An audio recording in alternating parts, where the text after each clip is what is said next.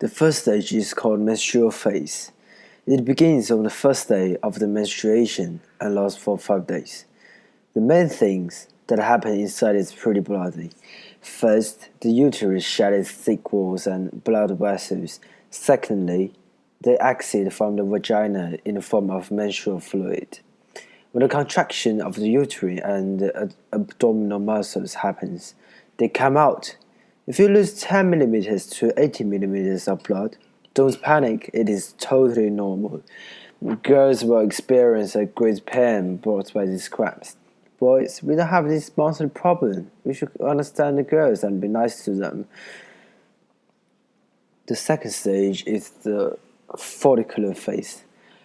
This stage will also begins on the first day of the menstruation and lasts for 30 days. It is mostly about the ovaries. No pain, yay! In this stage, the pituitary gland emits a hormone. It's here.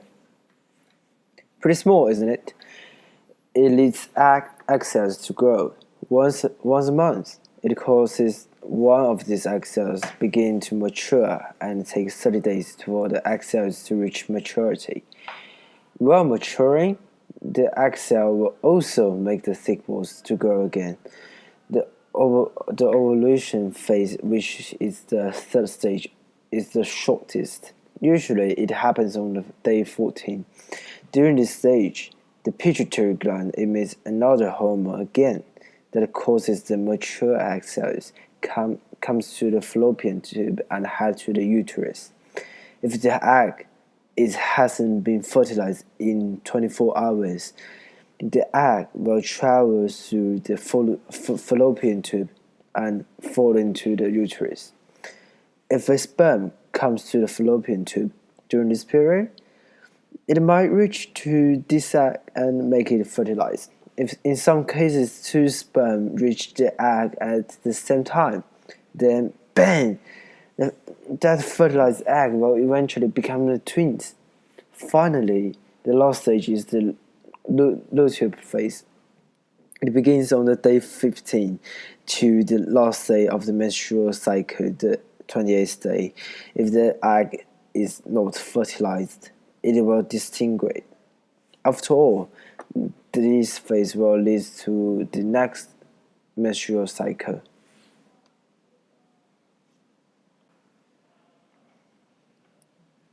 Spermatogenesis starts in the testicles.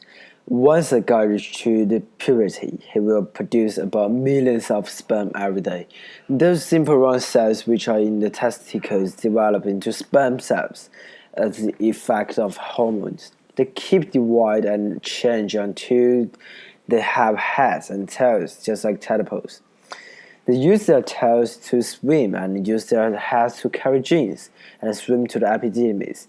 It will take about 4 to 6 weeks to travel through. After that, they will be fully developed and head to vas deferens. This is the vas deferens. A tube transfers sperm from here to prostate gland and semivessels. In these two ports, whitish fluid are produced. When the sperm travels through them, it mixes with them and forms the semen. Both prostate gland and seminal vessels secrete alkaline fluids. Prostate is milky or white in appearance. Seminal vessels is yellow, which is the color will be shown after the semen dry up. The alkalinity of the semen helps neutralize the acidity of the vaginal tract, prolonging the lifespan of sperm.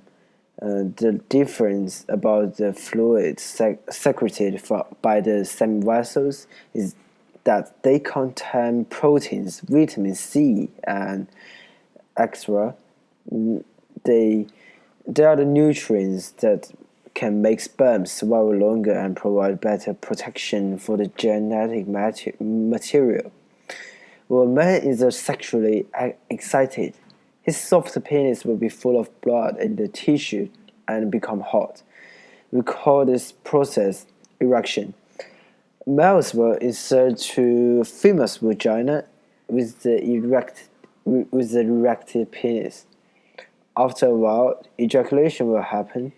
And then, with the help of the contraction of the uterine, the sperm will move to the uterus through the cervix.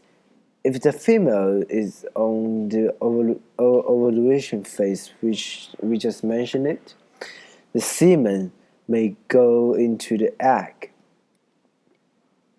of the fallopian tubes and make it fertilized to be a zygote, which is a noun to describe the fertilized egg. Every zygote contains 46 chromosomes, half from the egg, and half from the semen, combined together and form a new individual. The zygote divides repeatedly as it grows in the woman's uterus, then turn into an embryo, a fetus, and finally a newborn baby.